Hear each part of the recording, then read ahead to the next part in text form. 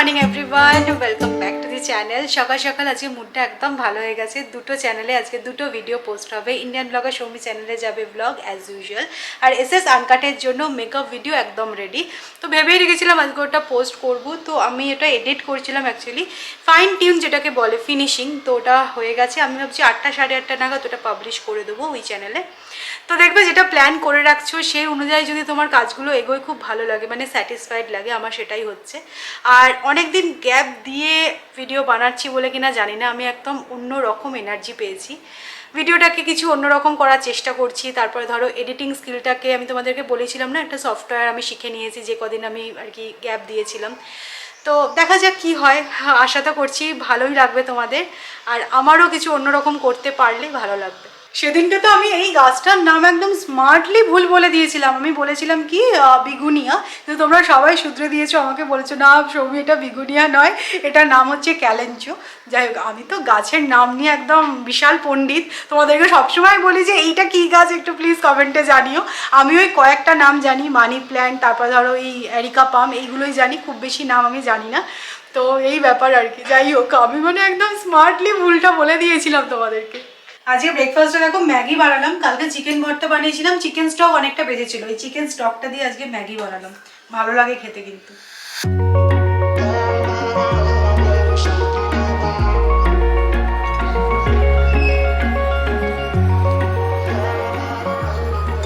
কালকেই তোমাদের বলছিলাম না আমাদের অস্ত্রে সান দিতে হবে। আমাদের গোপ্রোটার অবস্থা দেখো, এই মোট বাটনটা একদম খারাপ হয়ে গেছে। এই রাবারের বাটন হলে না একদম উঠে যাওয়ার খুব চান্স থাকে। তো কি করবো এখন বুঝতে পারছি না, এটাকেই ঠিক করবো নাকি চেঞ্জ করে নেবো। এটা আমাদের হিরো 8 আছে, তো এখন 10 বেরিয়ে গেছে। বাট ইনভেস্ট করাটা ঠিক হবে কিনা জানি না। ক্যামেরাগুলিতে নিয়ে যাবো কলকাতায়, চাঁদনিতে যেটা আছে, সেখানে গিয়ে একবার দেখাবো এটাকে রিপেয়ার করতে কত কস্ট ফার্স্ট সেটা জানা দরকার। সো কিছুদিনের জন্য কলকাতায় গিয়ে থাকার প্ল্যানটাতেই আমরা স্টিক করেছি, আর তার জন্য বেশ কিছু প্রিপারেশন আমাদের আছে যেগুলো আমরা আস্তে আস্তে নেওয়া স্টার্ট করেছি। আর হ্যাঁ, তোমাদের থেকেও কিন্তু আমরা বেশ কিছু আইডিয়াস পাচ্ছি। আর একটা কথা বলতেই হবে, যেটা তোমরাও বলেছো বা আমরাও ডিসকাস করছিলাম, যে পার্সোনাল ভেহিকেল যেটা আমাদের ওখানে নেই। সবাই এগ্রি করেছো যে ওটার সাথে কম্প্রোমাইজ করা যায় না। দেখো গাড়িটা নিয়ে যাওয়া যে ইকোনমিক্যালি ভায়াবল নয় সেটা তো আগেই বললাম। তো আমরা ডিসাইড করেছি যে স্কুটারটা যদি নিয়ে যাওয়া যায় তাহলে একটা বেস্ট হয়। কিন্তু আমি মানে সৌরভকে বলছিলাম যে ধরো কলকাতায় মার্চ এপ্রিল থেকে যে গরমটা পড়তে শুরু করে, একটা জিনিস আমি দেখতে পাচ্ছি এইসব ডিসিশন নেওয়ার ক্ষেত্রে যখনই আমরা প্রোজ এন্ড কনস দেখছি না, মানে দুটো যদি প্রোজ বেরোয় তিনটে কনস বেরিয়ে যাচ্ছে। কিছু করার নেই, দেখো এটা তো হবে। আমার মনে হচ্ছে মার্চ এপ্রিলের গরমে স্কুটারটা কতটা ফিজিবল হবে বোঝা যাচ্ছে না। বাট স্টিল আমরা গিয়ে একটু দেখে আসবো যে স্কুটারটা নিয়ে যেতে কিরকম কস্টিং হয়। আমরা আরো একটা ব্যাপারও ভেবেছি, সেটা দেখা যাবে পরবর্তীকালে দেখা যাবে। আগে যেটা নিজেদের হাতে আছে সেটাকেই নিয়ে আলোচনা করা ভালো। তো আমরা এখন যাচ্ছি পুনে রেলওয়ে স্টেশনে, ওখানে গিয়ে একবার দেখে আসবো যে টু হুইলার ট্রান্সপোর্ট করতে কিরকম টাইম লাগে আর কিরকম খরচ। তোমরাই এই আইডিয়াটা কিন্তু দিয়েছিলে, কালকে এক কমেন্টে পেয়েছি আমি idea. Wish I could say I was finally over you, but that's not the truth. এটা হচ্ছে পুনের প্রপার টাউন বলতে পারো। আমরা অলমোস্ট পৌঁছে গেছি, আর 1 মিনিট দেখাচ্ছে। আমরা এখন চলে এসেছি পুনে স্টেশনে। এখন খুঁজে বার করতে হবে পার্সেল অফিসটা। একটা আরপিএফ স্টাফকে জিজ্ঞাসা করলাম, 1 নম্বর প্ল্যাটফর্মের গায়েই বললো। হাওড়াতে দেখেছিলাম বেশ দূরে পার্সেল অফিসটা, তাই না? এখানে একদম স্টেশনের মধ্যেই। আমার কিন্তু স্টেশনে এসে না খুব বেড়াতে যেতে ইচ্ছা করছে, সত্যি বলছি। আমার প্রথম দিনের কথা মনে পড়ে যাচ্ছে, সেই বুচকুকে নিয়ে সেই লাগেজ ফাগেজ নিয়ে স্টেশনে এসে নামলাম। দেখো এটা হচ্ছে পার্সেল অফিস, আর আমার মনে হচ্ছে শুধুমাত্র বাইকই পার্সেল হয় নাকি গো? দুটো বাইক অলরেডি পড়ে আছে। হ্যাঁ, আমরা একা নই সৌরভ। स्कूटर पार्सल करना है हावड़ा कोलकाता, कितना चार्जेस लगेगा? मेरा है डिओ स्कूटर। কথা বলে যেটা বুঝলাম, ইন্ডিয়ান রেলওয়েজের মাধ্যমে যদি টু হুইলার পার্সেল করানো যায় সেটা হচ্ছে গিয়ে বেস্ট অপশন।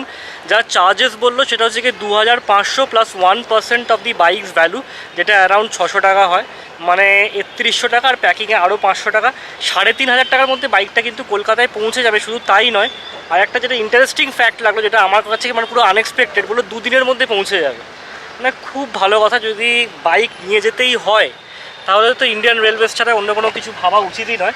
আমরা সেটাই ডিসাইড করলাম যে যদি বাইকটা নিয়ে যাই আমরা ট্রেনে করে নিয়ে যাবো, কি বলো? একদম একদম 2 দিনের মধ্যে পৌঁছে যাবে বাইক, আর কি চাই। এক্স্যাক্টলি।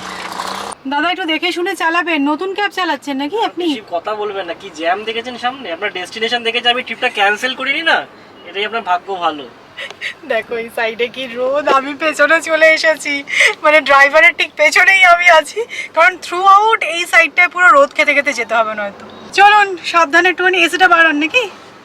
আপনাকে কিন্তু ট্রিপ এন্ড হওয়ার পর টাকাটা দিতে হবে, মনে রাখবেন। হ্যাঁ, কেস খেয়ে গেলাম। আমি এটা খাবো। ড্রাই ফ্রুটটা তোমার? গরম পড়েছে না, আমাদেরকে দেখেই মনে হচ্ছে না। ম্যাঙ্গো মাসানি খেতে চলে এসেছি।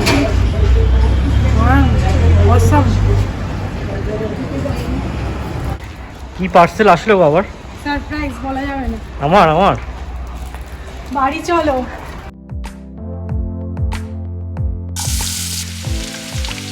তোমাদের সাথেও নিশ্চয়ই এরকমটা হয়, সকালের দিকে কোথাও বেরোনোর থাকলে বাড়ি ফিরে একটা তাড়াহুড়ো, মানে ওই ডিম সেদ্ধ আলু সেদ্ধ ভাত এই দিয়েই কাজ চালাতে হয়।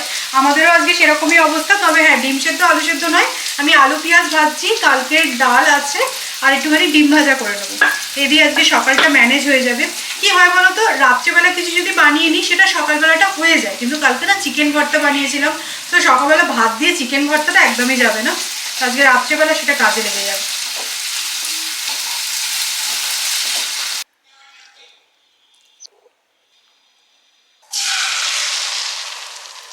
আর একটা কথা তখন তোমাদেরকে বলতে ভুলে গেলাম, ওরা কিন্তু বলে দিয়েছে যে আমাদের কি কি ডকুমেন্টস লাগবে বাইকটার সাথে আর কি। তো আরসি বুকের একটা কপি লাগবে আর আমার আইডেন্টিটি প্রুফের একটা কপি লাগবে, তাহলে সেটা দিয়েই হয়ে যাবে। আমার তো মনে হলো ইন্ডিয়ান রেলওয়েজ খুব ভালো একটা অপশন, তোমরা যারা ভাবছো যে টু হুইলার্স মুভ করবে তারা একবার কনসিডার করতেই পারো, খুব চিপ আর কনভিনিয়েন্ট। যাই হোক, আজকে তো আমাদের লাঞ্চটা বুঝতেই পারছো, ডাল আলু ভাজা আর ডিম ভাজা, মানে এর থেকে আর মানে বেসিক কিছু হতে পারে না। রাত্রেবেলা কিছু হয় কিনা দেখা যায়।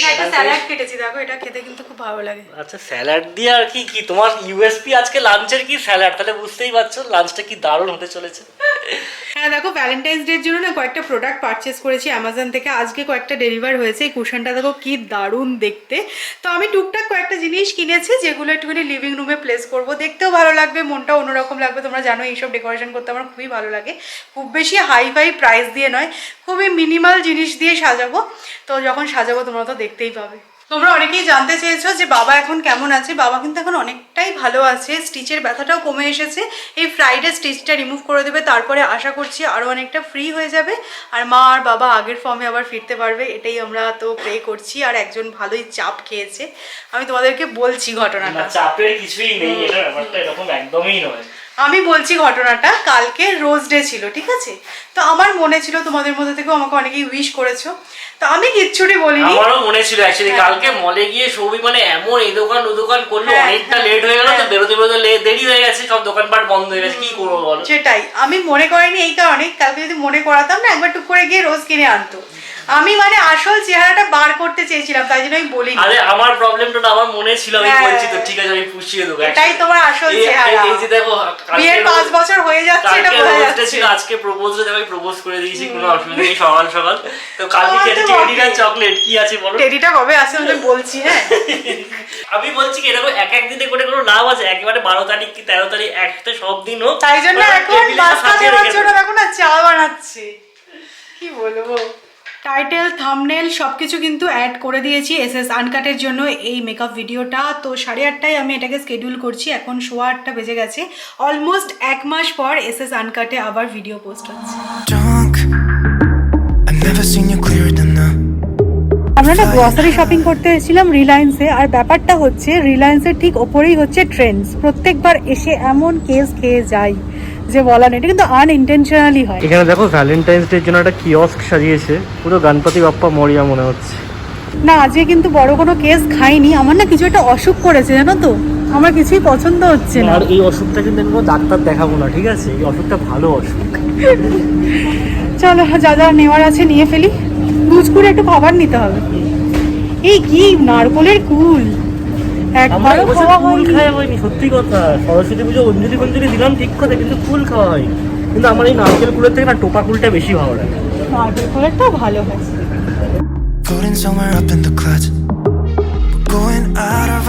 আরো একটা পিস এসেছে, এবার দেখি এটার কালারটা কি দাঁড়ায়। সেই পার্পল কালারের ওই নিয়ন লাইটটা এত বাজে দেখতে লাগছিল না, পারফেক্ট। এই দেখো, আমি এই ওয়ামিওয়ালাটার কথাই বলছিলাম, এটা দেখতে বেশি ক্লাসি লাগছে।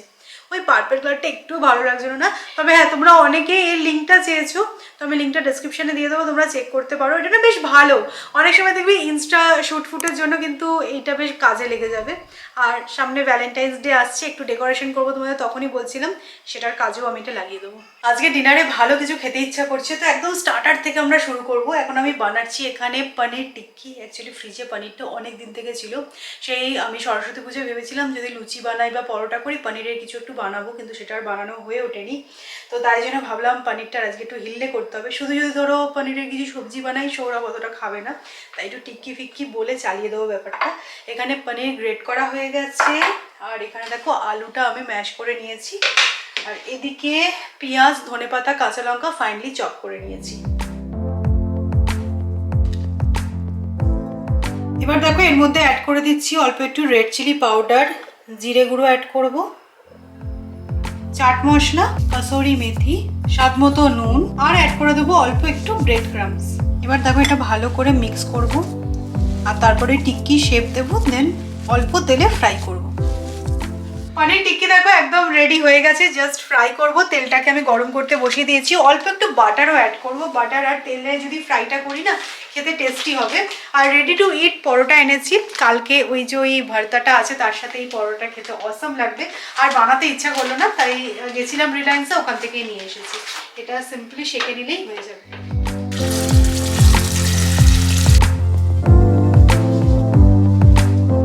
প্রপোজ ডে ছাড়া অন্য কিছু আছে নাকি? আমি এটা মিস করে যাচ্ছি, কি ব্যাপার? মানে এটা কিন্তু পনির টিক্কি। হ্যাঁ, যাই হোক, এরকম সাজিয়ে গুজিয়ে প্রেজেন্টেশন, মানে মনে তো হচ্ছে মানে 28 এপ্রিল তো দূর আছে, মানে এখন থেকে কি বাটারিং চলছে নাকি কিছুর জন্য? চলো চলো, আমি অত দূরের ভাবি না, আমি 14 তারিখটার কথা ভাবছি, 14 ফেব্রুয়ারির কথা ভাবছি। আচ্ছা আচ্ছা, ঠিক আছে। কালকে ভাতটা তো খুব ভালো হয়েছিল, এটা আমি অলরেডি রিভিউ দিয়েই দিয়েছি। আর এটাকে কেমন হচ্ছে বলছি, দাঁড়াও।